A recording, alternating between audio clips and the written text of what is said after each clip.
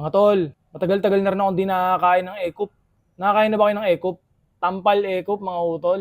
Sarap nito. Soulfish kung tawagin, mga utol. Dito sa Pinas, hindi ko alam kung gaano kabilis makakuha nito. Pero sa ibang bansa, talagang merong fish pond ng ganitong klaseng isda. Soulfish. Meron akong na-score ditong hindi kalakihang dalawang tampal ekop sa source natin. Sabi niya sa akin, hirap nga sila makakuha neto dahil mahirap daw mahuli at lumabas. Pangalawang beses ko na pala neto magluluto. Ang sikip ng ekop neto, mga utol, hindi kasya dalawang daliri. Kaya isang daliri na lang muna ang ginamit ko. Kinukuha ko kasi yung mamula-mulang hasang. Nung hindi ko makuha, bigla namang kumatas, parang nakiliti.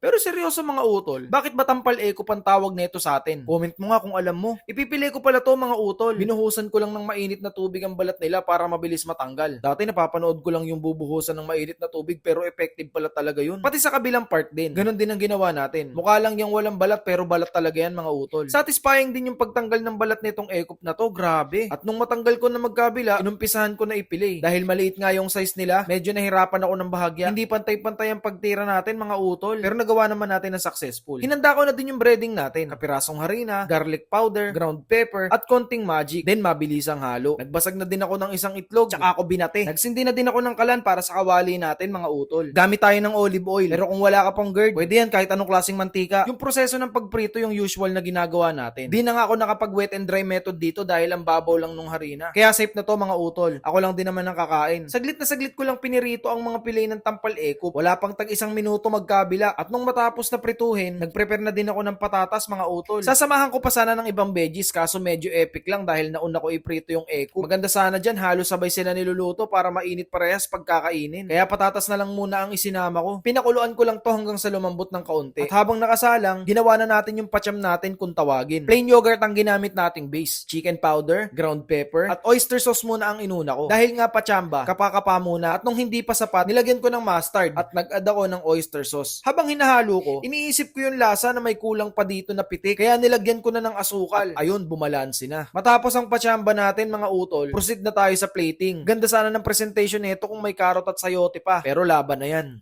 Timusan na natin, mga tol. Game. Lagyan natin ng pink Himalayan salt yung steamed potato. Lagyan din natin ng paminta. Ito pala yung sauce natin, mga tol. Nakita nyo naman kung paano ko ginawa. Ang tawag sa sauce na yan, mga tol, pacham.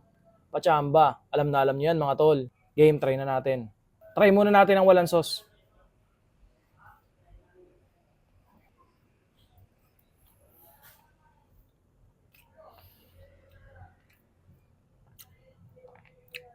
Ang sarap ng pagkakapili. Sobrang smooth. Try naman natin na mayroong pacham.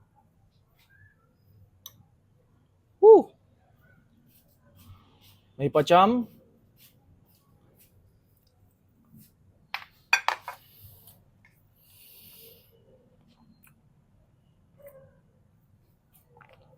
Sobrang tindi. Natutunaw ako, mga tol, sa sarap. Natutunaw ako sa sarap, mga tol. Totoo. Ngayon, try naman natin. May patatas, may sauce.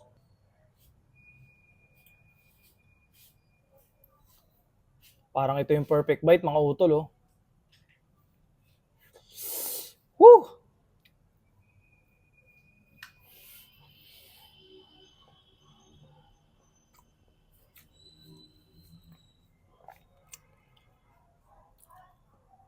Sobrang sarap.